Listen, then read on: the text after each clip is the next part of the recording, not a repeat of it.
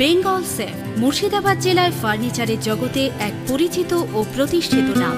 ৫৭ বিবি Sen road, Baharampur, Murshidabad. দলীয় প্রার্থীর সমর্থনে নির্বাচনী প্রচারে অভিনেতা মিঠুন চক্রবর্তী বাংলাকে কাংলা বলে কটাক্ষ করেন। বুধবার সাংবাদিক বৈঠকে অধীর রঞ্জন চৌধুরী বলেন, বাংলাকে কাঙাল করেছে তৃণমূল। মানুষের দারিদ্রতাকে পুঁজি করে ওরা ভোট ব্যাংক বাড়াতে চায়। কেউ সাম্প্রদায়িক তাস খেলে ভোট বাড়াতে চায়। মানুষের অভাব দারিদ্রতাকে পুঁজি করেছে ওরা। বলার কি দরকার, আমরা আছি তাই লক্ষ্মীর ভান্ডার পাচ্ছ। আমরা কখনো বলি এটা, মিঠুন বলছে বড় কথা নয়। কাঙালটা বাড়াচ্ছে তো তৃণমূল নিজে না। যা মোদি করে তাই দিদি করে। মানুষের দারিদ্রতাকে, মানুষের অভাবকে পুঁজি করে তারা মানুষের কে ভোট খরিদ করতে চায়। কেউ সাম্প্রদায়িকতাকে তাস করে, কেউ অভাব অভিযোগকে তাস করে। অভাব বা তাদের যে দারিদ্রতা সেটাকে তারা পুঁজি করে। না তো একথা বলার কি মানে আছে যে আমি আছি তাই তোমরা লক্ষ্মীর ভান্ডার পাচ্ছ? একথা বলার মানেটা কি? তারা মনে করে বাংলার মা বোনেরা কাঙাল, তারা অভাবী, তাদেরকে লক্ষ্মীর ভান্ডারের প্রলোভন দেখিয়ে ভোট করানো হোক। কিন্তু লক্ষ্মীর ভান্ডারের পয়সাটা কি করে আসছে? শুধু মানুষেরই টাকা। একটা সরকার সে তো নিজের পকেট থেকে পয়সা দেয় না, মানুষের ট্যাক্স দিয়ে সে ট্যাক্সটাকে বন্টন করে, তার থেকে লক্ষ্মীর ভান্ডার। ভারতবর্ষের বহু রাজ্যে আছে, চলে যান কর্ণাটক, সেখানে ভাগ্যলক্ষ্মী আছে, ২০০০ টাকা করে এক একটা মা বোন পায় প্রত্যেক মাসে।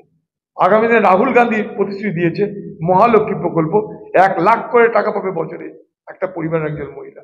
এটা সে মমতা ব্যানার্জি একা করছে না, কিন্তু পোস্টার কি মারছে? মমতাকে সঙ্গে না নিলে লক্ষ্মীর ভান্ডার হারিয়ে যাবে। তার মানেটা কি?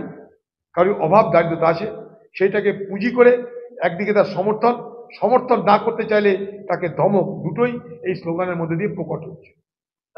ওখানে একটা টেনশন তৈরি করছে তৃণমূল বিজেপি মিলেমিশে। নির্বাচন আগে এটা শুরু করেছিল। এখন কথা কি, এইসব পার্টি কি কোনো আগুন লাগিয়ে দেয়, আগুন নেভাতে তো জানে না, তাই আগুনটা লাগানো আছে ওখানটায়। রামনবমীর দিন থেকে আগুনটা লাগানো আছে, সেই আগুনটাকে থামানোর চেষ্টা করেছিলাম আমরা। আর বিজেপি আর তৃণমূল একে অপরের বিরুদ্ধে দোষ দেওয়ার প্রতিযোগিতা করেছিল, কেউ এটাকে থামানোর চেষ্টা করেনি। সেখানকার এমএলএ তাকে দিয়ে মমতা ব্যানার্জি বলাচ্ছে যে মুসলমানরা সংখ্যা বেশি, হিন্দুদেরকে জলে কেটে ফেলে দেওয়া যায়। এটা কিন্তু কোনো মুসলমান সমর্থন করছে না, তারা নিজেরা এই প্রশ্রয়টা দিয়ে সেখানে বাতাবরণটাকে উত্তপ্ত করছে, বাতাবরণটাকে উত্তপ্ত করছে। সরকারের দায়িত্ব। মমতা নিজে যখন মুকেশ কুমার সরে যায়, মমতা নিজে ঘোষণা করলো এবার দাঙ্গা হবে, কে ঠেকাবে? তো দাঙ্গা যে হবে মমতা আগেই জানে, এবং দাঙ্গা তাকে করাতেই হতো। অধীর চৌধুরীকে হারাতে দাঙ্গা তার প্রয়োজন ছিল। সেই দাঙ্গা লাগানোর পর দাঙ্গা থামানোর সে চেষ্টা করেনি। আমি আবার শক্তিপুর, সোমপাড়া সব এলাকার মানুষের কাছে বলবো, দাঙ্গা থামাতেই হবে। আমি তার জন্য সেইখানে আবার যাব, দাঙ্গা থামাবো।